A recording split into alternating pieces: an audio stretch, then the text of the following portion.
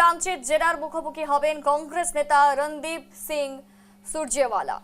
মুখ্যমন্ত্রীর স্ত্রী ভুয়ো পাসপোর্ট মামলায় জেরার মুখোমুখি হবেন সুরজেওয়ালা। জেরার এআইসিসির সাধারণ সম্পাদক জেরায় কার্যত সুরজেওয়ালার নাম উল্লেখ করেছিল পবন খেরা এবং জেরার অন্য কার্যত নাম উঠে আসছিল পবন খেরার মুখ থেকে এবং তাতেই কার্যত জেরার জন্য সুরজেওয়ালাকে তলব করেছে অসম পুলিশের ক্রাইম ব্রাঞ্চ। যে খবরের দিকে আমাদের নজর, যেখানে মুখ্যমন্ত্রীর স্ত্রী রিনিকি ভুইয়া শর্মার নামে একাধিক কিন্তু ভুয়ো তথ্য বিভিন্ন জায়গায় কার্যত একেবারে কিন্তু প্রকাশ্যে এনেছিল পবন খেরা এবং পবন খেরাকে ইতিমধ্যেই জেরা চলছে, জিজ্ঞাসাবাদ চলছে, একেবারে ম্যারাথন জেরা কিন্তু চলছে পবন খেরাকে নিয়ে এবং সেখান থেকেই কার্যত আরও একটি নাম উঠে এসেছে, যেখানে কংগ্রেস নেতা রণদীপ সিং সুরজেওয়ালার নাম উঠে আসছে এবং তাকে কার্যত এবারে একেবারে অসম পুলিশের ক্রাইম ব্রাঞ্চ তলব করেছে, তাকে ডাকা হয়েছে এবং তাকে তলব করা হয়েছে এমনই কিন্তু খবর উঠে আসছে। জানবো আরো এই বিষয়ে বিস্তারিত, মর্তুজা রয়েছে টেলিফোন লাইনে। মর্তুজা,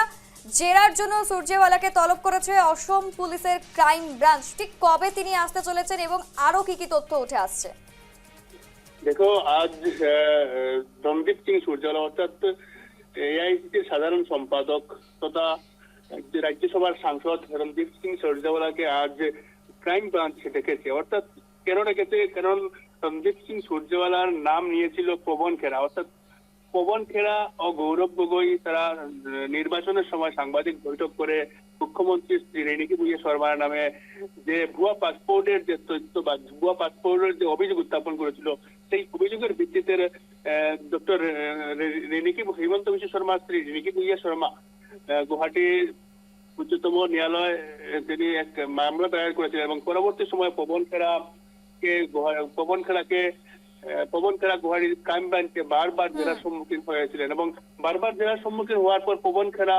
নাম নিয়েছিলেন রণদীপ সিং সুরজেওয়ালা। অর্থাৎ যে ভুয়া পাসপোর্ট, সেই ভুয়া পাসপোর্টের যে কপি তাকে দেওয়া হয়েছিল সে কথা নিয়ে কিন্তু ক্রাইম ব্রাঞ্চ বারবার জেরা করে আসছিল পবন খেরাকে এবং পবন খেরাকে প্রায় লাগাতার প্রায় 3 দিন এক এক করে 3 দিন প্রায় 10 ঘন্টা 12 ঘন্টা করে জেরা চালিয়ে আসছিল এবং সেই পরিপ্রেক্ষিতে জেরার পর পবন খেরা, গৌরব গগৈ, রণদীপ সিং সুরজেওয়ালা তাদের নাম নিয়েছিল এবং তারা ভুয়া পাসপোর্ট দেওয়ার অভিযোগ উত্থাপন হয়ে আসছিল। সেই ক্ষেত্রে আজ রাজ্যসভার সাংসদ তথা এআইসিসির সাধারণ সম্পাদক রণদীপ সিং সুরজেওয়ালাকে আজ গুয়াহাটি ক্রাইম ব্রাঞ্চ ডেকেছে এবং আজ তিনি হয়তোবা আজ এখনো জানা যায়নি কখন আসবেন, কিন্তু আজ তিনি গুয়াহাটি ক্রাইম ব্রাঞ্চে এসে হাজির হওয়ার নির্দেশ দিয়েছে গুয়াহাটি পুলিশ বা ক্রাইম ব্রাঞ্চ। সেই ক্ষেত্রে বলা যায় তারা যে ভুয়া পাসপোর্টের যে তথ্য, অর্থাৎ রিনিকি ভুইয়া শর্মার নামে পাসপোর্ট রয়েছে, বিদেশে পাসপোর্ট রয়েছে বলে তারা যে ভুয়া এবং ভিত্তিহীন যে অভিযোগ উত্থাপন করেছিল, সেই অভিযোগের ভিত্তিতে একের পর এক কংগ্রেস নেতাকে যারা সম্মুখীন হতে হচ্ছে গুয়াহাটি ক্রাইম ব্রাঞ্চের কাছে বা পুলিশের কাছে, একের পর এক নেতাদেরকে কংগ্রেস নেতারা একের পর এক কংগ্রেস নেতাদেরকে জেলার সম্মুখীন হতে হচ্ছে। সেই পরিপ্রেক্ষিতে আজ কিন্তু রণদীপ সিং সুরজেওয়ালাকে ডেকেছে গুয়াহাটির ক্রাইম ব্রাঞ্চ এবং রণদীপ সিং সুরজেওয়ালা কংগ্রেসের রাজ্যসভার সাংসদ এবং তিনি কংগ্রেসের স্পোক্স পার্সন ও তিনি এআইসিসির সাধারণ সম্পাদক।